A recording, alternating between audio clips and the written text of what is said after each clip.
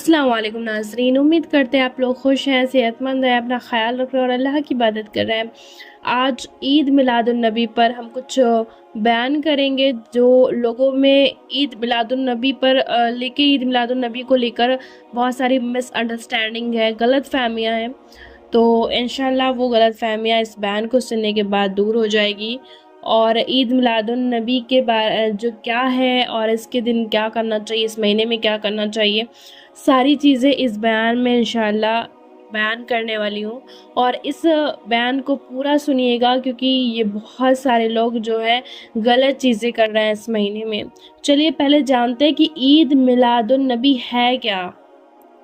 तो ईद मिलादुन्नबी का जो सबसे पहला लफ्ज़ है ईद, जिसका मतलब होता है लौट कर आने वाली खुशी। दूसरा लफ्ज़ है मिलाद, जिसका मतलब है पैदाइश। और तीसरा लफ्ज़ है नबी, जिसका मतलब हज़रत मोहम्मद मुस्तफ़ा सल्लल्लाहु ताला अलैहि वसल्लम है।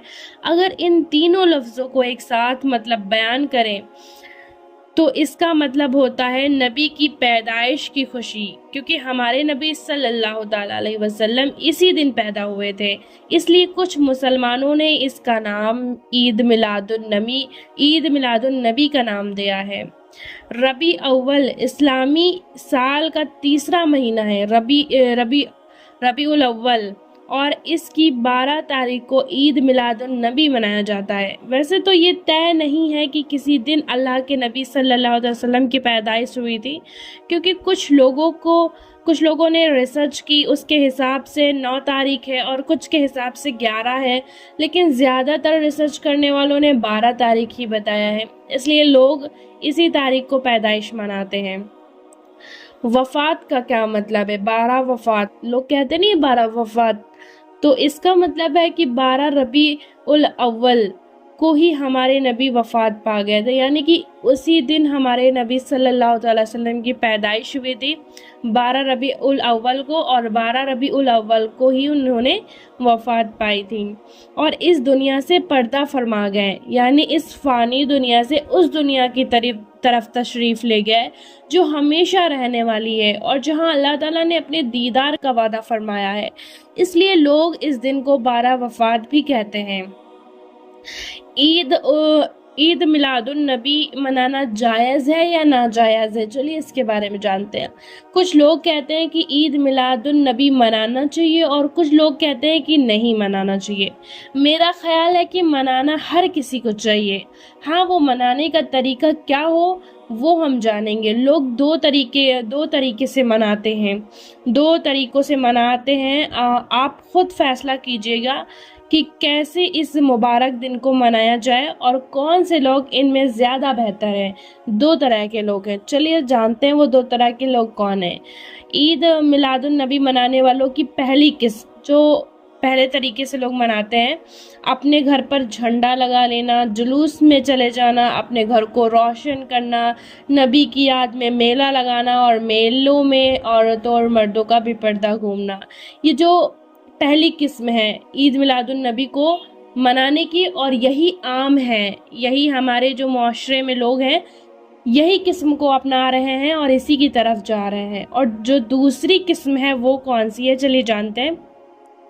कोई सुन्नत जिंदा करना, यानी जिस सुन्नत पर अभी तक अमल नहीं किया था उस अमल करने का इरादा करना, जितना हो सके नबी के काम को आगे बढ़ाने का इरादा करना, नबी की ज़िंदगी पर कोई बयान या कोई किताब पढ़ना, दीन की राह में नबी पर आई तमाम मुश्किलों को याद करना, नबी के तमाम हुक्मों पर अमल करने का इरादा करना, इस दिन आस पास के गरीबों की मदद करना, पूरा दिन दुरूद शरीफ पढ़ने और इबादत करने में गुजारना।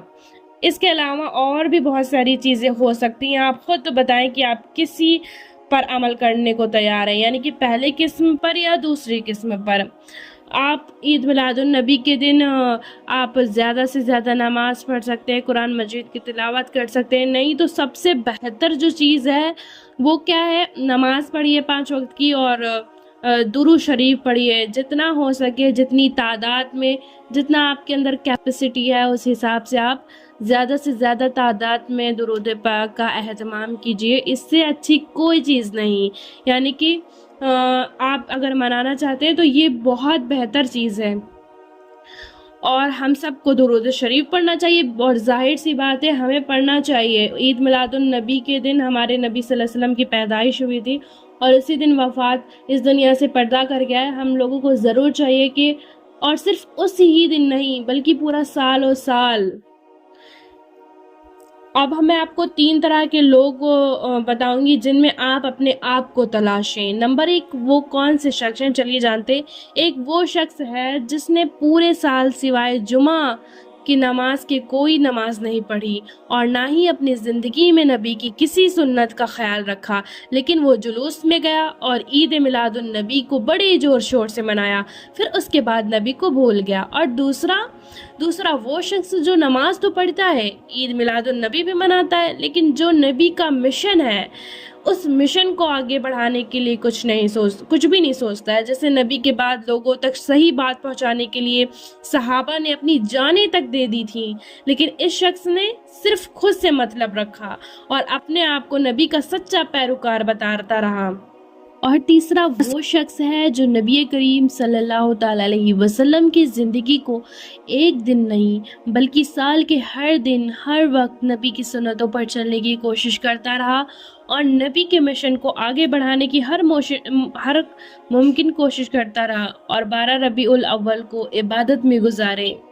جیسے کہ اللہ کے رسول صلی اللہ تعالی علیہ وسلم دوشنبہ کے دن روزہ رکھتے تھے اور خوب عبادت کرتے تھے، اور رسول اللہ صلی اللہ علیہ وسلم سے جب صحابہ نے پوچھا کہ آپ روزہ کیوں رکھتے ہیں تو آپ نے فرمایا اس دن میری پیدائش ہوئی تھی، یعنی نبی اپنے پیدائش کے دن روزہ رکھتے تھے اور عبادت کرتے تھے، اس لیے یہ شخص اس دن کو عبادت کا دن کا قرار دیتا ہے، اور اس دن طے کرتا ہے کہ جس سنتوں پر اب تک عمل نہیں کیا تھا ان سنتوں پر عمل کریں گے، اور اپنی زندگی کو اسلام کے مطابق اور زیادہ بہتر بنانے کی کوشش کریں گے۔ اللہ تعالی ہم سب کو ہمارے نبی کی سنتوں پر عمل کرنے کی توفیق عطا فرمائے اور اسلام کو بلندی عطا فرمائے، آمین ثم آمین۔